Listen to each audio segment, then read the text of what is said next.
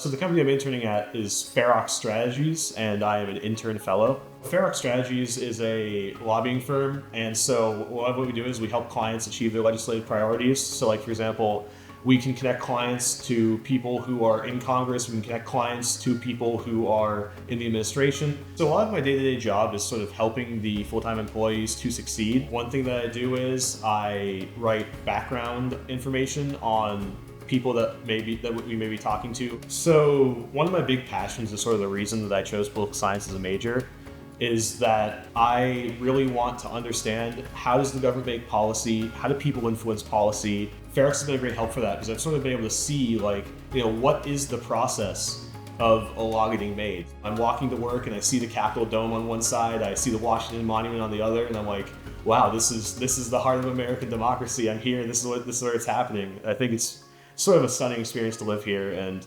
I feel very grateful that I got the opportunity.